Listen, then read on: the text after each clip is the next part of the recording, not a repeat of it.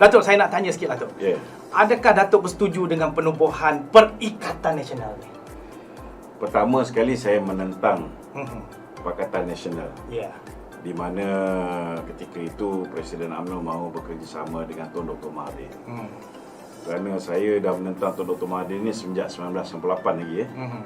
Semenjak sebelum tu lagi pun kita dah menentang apabila beliau menyamakan dikata zaman Rasulullah ni mereka tak potong misai dengan janggut kerana tak ada pisau jilid kan. So daripada situ lagi kita dah mula tentang Tun Dr. Mahathir ni. Apatah lagi bila berlakunya gelombang reformasi 1998. Jadi memang saya Tun Dr. Mahathir ni dah lama dah. Saya dah masak sangat dengan. Macam mana tu? Berapa dia memang tak boleh pakai. Tak boleh pakai. Memang tak boleh pakai. Okey. Cuma kita sedar tahun 1998, orang UMNO sedar tahun 2015. Tapi tak apa. Okey. Bila tidak jadi Pakatan Nasional tu diwujudkan Perikatan Nasional dengan tidak melibatkan Mahathir, dengan tidak melibatkan DAP, sekurang-kurangnya kita boleh terima. Cuma kita rasa agak tidak bijaksana. Kerana UMNO ni dia ada sekurang-kurangnya dia menang 54 kerusi. Yang kena curi lebih kurang dalam 16 orang yang telah dicuri oleh Bersatu. Tetapi akhirnya dengan kedudukan 39 kursi campur 2 orang daripada MCA, campur seorang daripada MIC, ada 42. UMNO gagal untuk mengangkat dirinya menjadi Perdana Menteri. Sedangkan kursinya banyak. Paling banyak. Dan yang dipilih itu pula Tan Sri Muhyiddin Yassin, pilihan raya lepas hanya memenangi 13 kursi. Okey. Lepas tu mati seorang, tinggal 12. Dan daripada 12 orang ni, hanya 7 orang yang menyokong dia. 5 orang sampai sekarang, Mahathir, anak dia Syed Saddiq, Amiruddin, itu di luar. dengan Mazli, semua tak menyokong dia. Tak menyokong. Jadi macam mana yang 7 orang ni, asalnya 7 orang, campur dengan Azmin Ali 9 orang PKR yang dicuri oleh PPBM, boleh menubuhkan kerajaan. Dia jadi Perdana Menteri. UMNO bukan setakat tak dapat jadi Perdana Menteri, jadi timbalan pun tak dapat. Tak dapat. Pandangan Datuk timbalan kenapa? Dapatkan yang 9 kursi tu. Sebab apa tu macam tu? Ini saya nampak nampak puncanya ialah kerana kita tidak mempunyai seorang pemimpin yang boleh memperjuangkan nasib ahli UMNO. Parti tu. Nasib parti. Bukan setakat ahli UMNO, kita gagal memperjuangkan hak Barisan Nasional. Jadi maknanya seorang pemimpin ni hak MCA, gagal memperjuangkan hak MIC. Jadi maknanya seorang pemimpin ni kena memikirkan sesuatu supaya seorang pemimpin ni mestilah pemimpin yang dihormati bukan hanya oleh kawan tetapi juga dihormati oleh lawan. Jadi dua-dua. Tapi kalau kita ni dipandang enteng, kita ni dipandang rendah oleh musuh kita, dan kawan kita pun sendiri pandang rendah. Cuba you bayangkan, Presiden UMNO pun tak ada jawatan, kan? Ini yang menyebabkan kita akhirnya dipergunakan oleh pihak-pihak tertentu. Jadi saya memang tidak bersetuju dengan pembentukan kabinet di mana Perdana Menterinya bukan kita, timbalannya pun bukan kita. Dari segi pengagihan kerusi menteri pun kita tengok yang 9 orang yang Azmin bawa lari daripada PKR ni semua dapat jawatan. Semua ada jawatan menteri. Kecuali Abdul Rashid yang dijanjikan kononnya nak jadi menteri besar lepas ni. Kan? Mula nak jadi timbalan speaker. Sekarang ni timbalan speaker pun tak dapat. Lepas tu yang mana yang lompat parti 16 orang tu. Semua dapat jawatan-jawatan penting. Termasuklah menteri-menteri, menteri dalam negeri, menteri pembangunan luar bandar, macam-macam. Jadi ini secara tak langsung memberikan satu gambaran yang tak berapa molek di hati rakyat. Orang yang mengkhianat kepada UMNO, orang yang mengkhianat kepada Barisan Nasional, bertanding atas tiket pilihan, diberikan ganjaran, diberikan tempat yang istimewa. Begitu juga ada di kalangan mereka yang dipilih di kalangan UMNO ni adalah orang yang lari daripada awal lagi. Dah lari. Dulu timbalan Presiden pemangku timbalan presiden. Contohnya Datuk Hishamuddin Tun Husin. Tetapi bila dia tengok UMNO ni lepas kalah saja, dia dah mula hantar orang dia sikit-sikit keluar. Okay. Itu yang mula 16 orang. Maknanya ada dalaman tu, lah, cara dalamannya. Geng-geng Sabah pula disuruhnya keluar. Tapi bila tiba-tiba Barisan Nasional menang di PRK Cameron Highland, dia tarik handbrake. Tu yang ada yang dah lompat tu kata, kau suruh aku lompat, tiba-tiba kau tak lompat. Kan? Betul. Ada kawan kita dia daripada Kelantan, dia kata Datuk Lokman ni dia punya pemikiran tajam. Ada mungkin dia nak tahu ke depan apa yang berlaku dari segi kursi yang Datuk sebutkan tadi tu. Kalau kita tengok, apakah cabaran Perikatan Nasional dalam proses pengagihan kerusi tu? Pertama sekali, cabaran dia ialah macam mana Perikatan Nasional itu mahu dikekalkan. Amat tidak logik sekiranya Perikatan Nasional itu dikekalkan. Bodohlah Barisan Nasional kalau membiarkan Perikatan Nasional itu dikekalkan. Kenapa? Kerana pada pilihan raya umum yang ke-14, Barisan Nasional bertanding 222 kursi. Dalam keadaan kita difitnah dengan pelbagai fitnah. Dulu orang, walaupun dia orang ni ada doktor, profesor macam Datuk Seri, tapi banyak yang bengap. Bengap. Bila Mahathir kata ikutlah. Negara ni nak bankrupt, dia tak tengok pun indeks prestasi semua, kan? negara di Bursa Saham Kuala Lumpur. Mereka boleh cek dengan bank negara punya website. Mereka boleh cek dengan Jadi dia tak tengok. Mereka tak tengok. Pakai ikut. Mereka pakai ikut je. Jadi dulu ramai cerdik pandai, peguam, lawyer, doktor, pensyarah pun habis semua, termasuk cikgu-cikgu semua kena kencing dengan Pakatan Harapan. Jadi dalam keadaan begitu pun UMNO menang 54 kursi.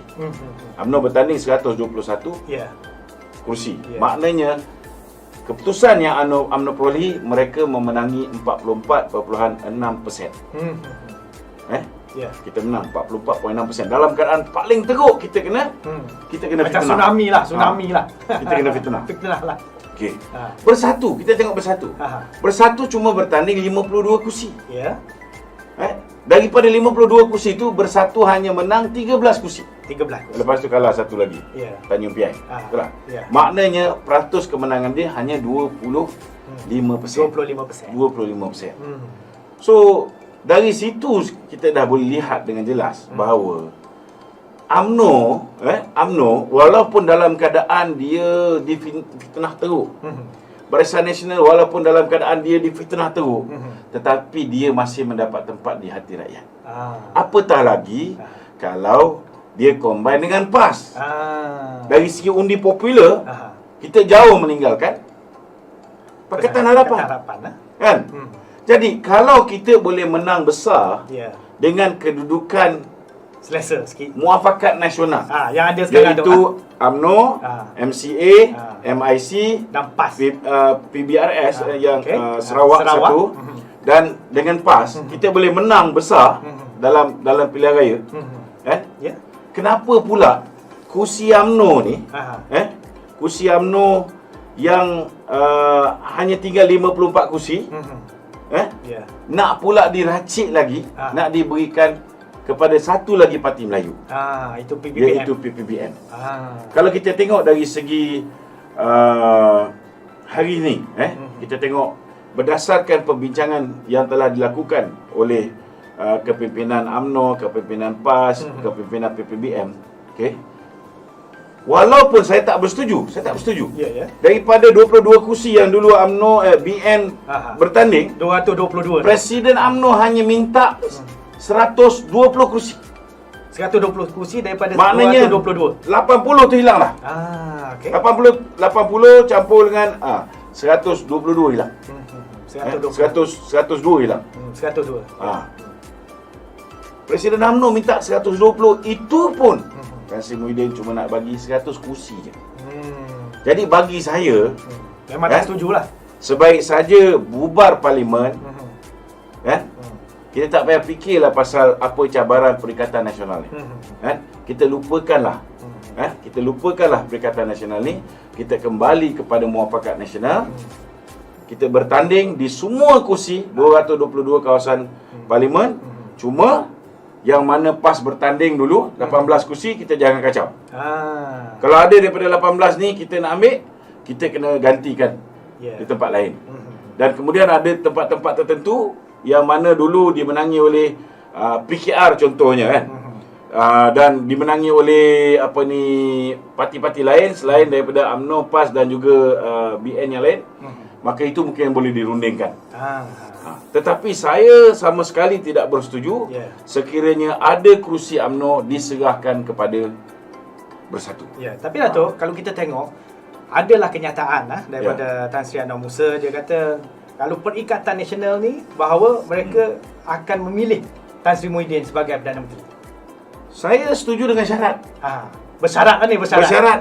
Okay. Nombor 1, Tan Sri Muhyiddin perlu kembali ke dalam UMNO. Okey. Tetapi hari ini saya tengok Tan Sri Muhyiddin ni masih jijik dengan UMNO. Masih jijik Masih jijik. Dia masih memandang UMNO ni hina. Itu sebab bila Presiden UMNO menawarkan supaya dia kembali. Dan Presiden UMNO sendiri cakap dia sedia bagi laluan Tan Sri Muhyiddin menjadi presiden. Oh ya? Bagus. Kan? Dah berlapan dada nak bagi Tan Sri Muhyiddin jadi presiden. Nak menyelamatkan dia parti. Dia tidak mahu bersama dengan UMNO. Kenapa dia tak mahu bersama dengan UMNO? Sebab apa Dato'? Dia kena faham. Kalau dia dah ada 222 kawasan parlimen. Okey, dah ada 222. Okey. Dia nak bagi muafakat nasional, nak bagi pada BN 100 kursi. 100 kursi, okey. Mungkin GPS mungkin akan ambil lebih kurang 19 kursi ataupun lebih di Sarawak, kan? Kemudian kita tengok baki tu dia akan isikan dengan PPBF. Dia akan isikan dengan puak-puak Azmin yang dah tak berparti ni, kan? Apa akan jadi? Kalau mereka ni menang. Mereka ni menang dalam pilihan raya umum yang akan datang. Pilihan raya ke-15. Pilihan raya yang ke-15. Kalau sekarang pun kita tak boleh kontrol mereka, dalam keadaan mereka hanya ada 7 kursi. Campur dengan Azmin 9 campur dengan 16 yang lompat daripada UMNO, dia ada 32 kursi. 32 total. Dengan 32 kursi ni pun kita terpaksa tunduk dengan dia walaupun kita ada 42 kursi. Cuba bayangkan bila kursi dia makin besar. Lagilah teruk kita kena tindas. Kan? Tu ada satu dan teman cuba kita bayangkan sekiranya nanti tiba-tiba bila mereka dah tak boleh bekerjasama dengan kita. Dia berubah fikiran. Dia kembali pula bersama dengan Anwar Ibrahim, dengan Pakatan Harapan, dengan Pakatan Harapan, dengan DAP semua sekali. Versi barulah mungkin. Maka apa yang akan berlaku ialah bukan lagi Pakatan Harapan yang Perdana Menterinya hanya ada 13 kursi, tetapi dia akan jadi Pakatan Harapan di mana Perdana Menterinya mungkin daripada Bersatu, tetapi mempunyai jumlah kursi yang jauh lebih besar. Dan mereka, saya yakin kalau ini berlaku, kalau katalah tiba-tiba lepas pilihan raya mereka dah menang, mereka membentuk kerajaan bersama dengan PH, maka pada ketika itu saya menjangkakan mereka akan mempunyai 2/3. Tapi tu kita tengok dari bila 2/3 di parlimen, kuasa yang mereka ada, nauzubillah min zalik. Kalau 22 bulan mereka jadi perdana, jadi kerajaan, habis jahanam tentang kedudukan umat Islam, tentang kedudukan hak istimewa Bumi Putra, tentang kedudukan bahasa Melayu, bahasa kebangsaan, tentang kedudukan Raja-Raja Melayu. Tak pernah dalam sejarah Raja-Raja Melayu ni, biasanya yang Tuan Agong 5 tahun satu penggal. Ini baru 2 tahun dah lari dah. Kan? Bukan pelabur je lagi. Agong pun lagi.